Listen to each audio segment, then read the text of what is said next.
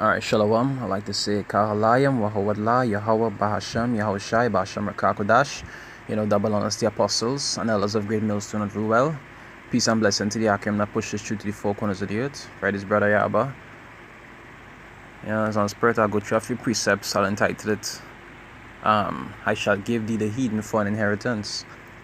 Because these are the things that soon going and come to the benefit of Israel. You understand? We're going to be able to rule over these other nations, despite contrary belief by the people and the teachers in this world that when they go into the kingdom, all people are going to be equal. Is that true?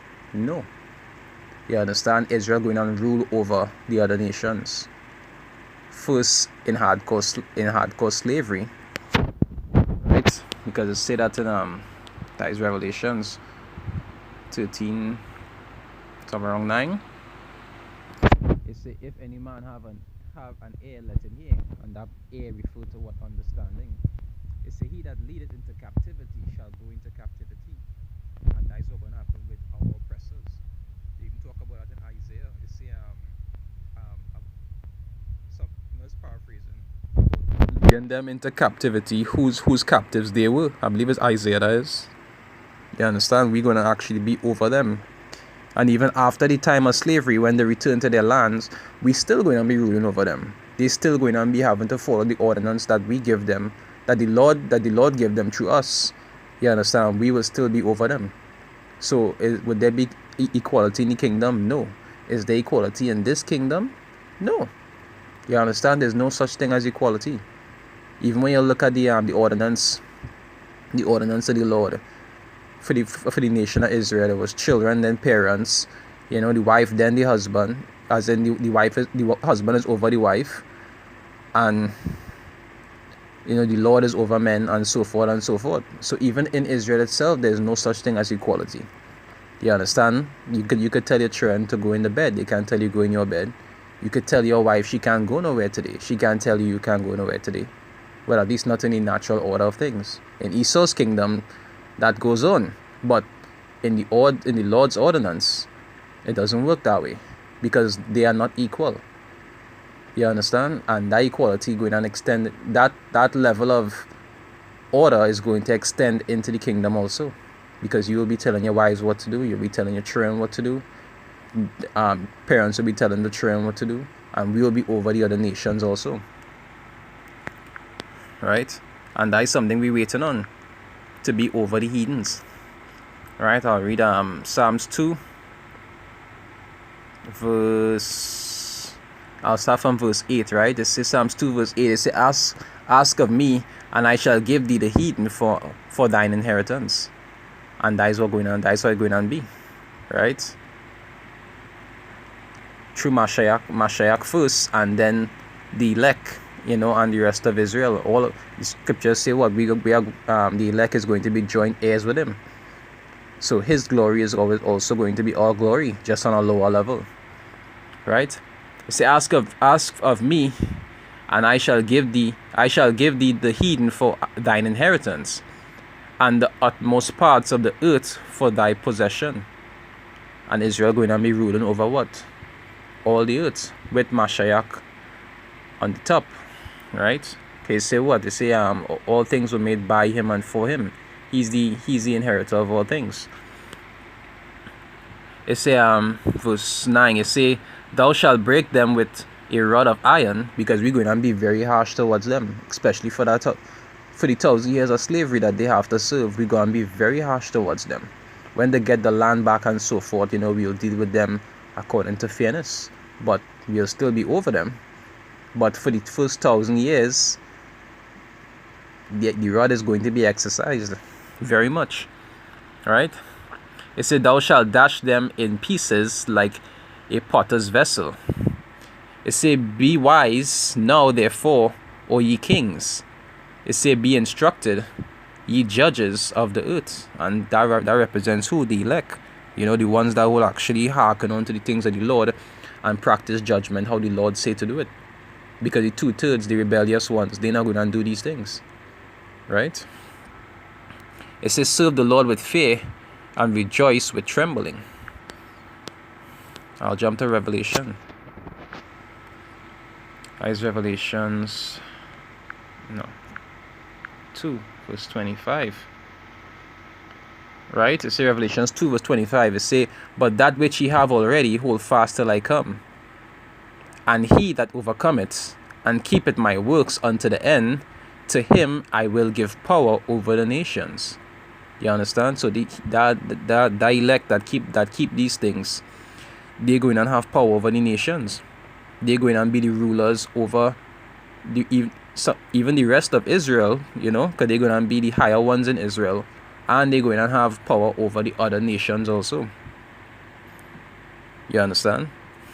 Even the women wouldn't be like how they have it in this kingdom, how a woman is be a president or so forth, and that kind of nonsense. They wouldn't be in any rulership positions, but they would have their slaves also, just like how you will see in Israel, women used to have like their hand servants and so forth. They will have their female slaves who they will be able to control, and if some Edomite woman get them vexed, they hit them to slap, they would also have their glory also in that sense. But the heathens will be the possession of Israel. That is the bottom line. The heathens will be the possession of Israel, and that have nothing like equality in it. So the concept that is teach of equality in this kingdom is off. They just use that as a guise to try to implement things that are unscriptural, but really and truly it have no equality. They never had equality. It never will have equality. And in the kingdom, it's not going to have equality. It will have fairness. But fairness and equality is not the same thing. Right? Say, right, power over the nations. Verse 27 is say, and he shall rule them with a rod of iron. So this is the same thing we was reading in Psalms. So that's for those who like to think that, in the New Testament different and the Lord not on that mindset anymore. It's not going to be so. You understand? The Lord is going to fulfill these things. It say, and he shall rule them with a rod of iron, as the vessels of a potter shall they be broken to shivers, even as I received of my Father. And whenever you see the writing in red, you know who it is talking about. It's talking about Mashiach. So you see, even Mashiach saying that is what he going to do to the heathens. And that is what we also, Lord's will, going and share in, the elect. He going and dash them to pieces, and we going and dash them to pieces. They even talk about that in Revelation 1, it say he coming with clouds, and even they that pierced him. All of them had a feel it for what it is to do to him. Right? It say, even as I received of my Father, and I will give him the morning star. Right? I know the morning star represents who? Mashiach. The scriptures refer to him as the offspring of David, the bright and morning star.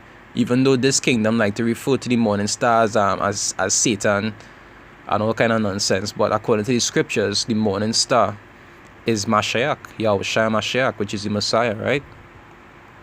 It say, he that had an ear, let him hear what the Spirit saith unto the churches. I ain't gonna make this too long.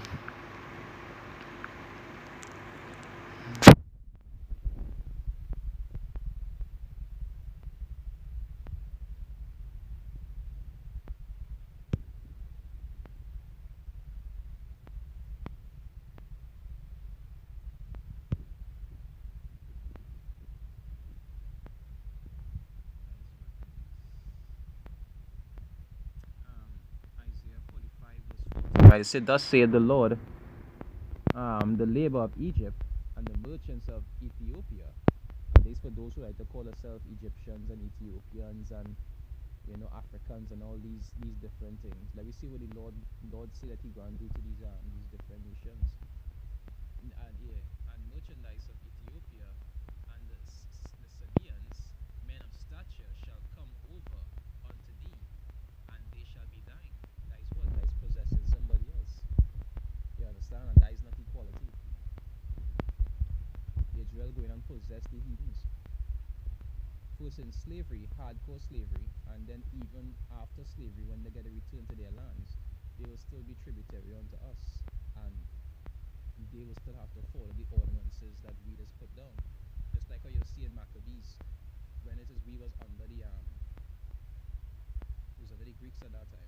When it is we was under the Greeks, we had to be tributary unto them, and we had to follow their customs, and that is how the whole world is going to be under Israel, right? And when that time comes, they wouldn't have any equality. They wouldn't be like, oh, let's talk in this country, every creed and race fine are equal. There isn't even equality in this country, and there's not going to be equality over there either. Israel will be over them. Right? Right. It says, men of stature shall come over unto thee, and they shall be thine. It says, they shall come after thee in chains. They shall come over, and they shall fall down unto thee. They shall make supplication unto thee, saying, surely the Most High is with thee. Because in that time we're going to be fully exalted. We're going to be the glory of how Israel is supposed to be. And when they look at Israel, they will see the glory of the Lord in them. Not like now, when the when I was talking about in Lamentation, I think Lamentation 2:15. Yeah, Lamentation 2:15. It say, all that pass by clap their hands at thee. They hiss and wag their head at the daughter of Jerusalem. And that refer to was like the men of Jerusalem, or Jerusalem on the whole, right? The people. Right? At the daughter of Jerusalem, saying, is this the city that men call the perfection of beauty, the joy of the whole earth? Because when they see us, they're supposed to see the glory of the Lord. But if you look at the state of our people now, you're not seeing that. You're just seeing a people that confused and just doing a sort of coonery. You understand? In a terrible state. But in that time, when we become perfect and our bodies change, when they look at us and they look at our land, not like how it's looking now, but in that time, they're going to see the complete perfection and glory that they're supposed to be seeing. And they can't do anything about it. Even though they just jealous us now, they could still do stuff to us because they're above us. But in that time, they will envy us and they can't do anything about it. Right? Verse 16, it say, all thine enemies have opened their mouth against thee. It say they hiss and gnash their teeth. They say, we have swallowed her up. And that is what happened. Scriptures talk about it in Psalms 83. It say, they take crafty counsel against us. Right now, our people are swallowed up mentally. They're in a mess. They don't understand anything about the Lord, how they're supposed to be. They think they're supposed to delight in nothing. Right? But the elect returning onto these things. Right? We have swallowed her up. It says, certainly this is the day that we looked for. Why? Because they envy us. Because they had their idols, but we had the true living power. It said, we have found, we have seen it. But soon all of that is going to be done. Right? Soon all of that is going to be done. Right? I'll go back in the Isaiah, read over 14, right? It said, thus saith the Lord, the labor of Egypt and merchandise of Ethiopia and the Sabaeans, men of stature, shall come over unto thee, and they shall be thine. They shall come after thee in chains, and they shall come over, and they shall fall down unto thee. They shall make supplication unto thee, saying, surely the Most High is in thee, and there is none else. There is no power, right? There no other God besides the Most High himself. Because in that time, they wouldn't be able, all these Hindus you see in praising statues and these pictures of Caesar Borgia / Serapis, it wouldn't have no more of that. It's not going to have any more idols when that time come. Everybody going to have to do the things that the Lord say. Even though the Lord wouldn't be working with the heathens directly, they're going to have to follow the ordinances of the Lord under us. Right? Because they will be the possession of Israel.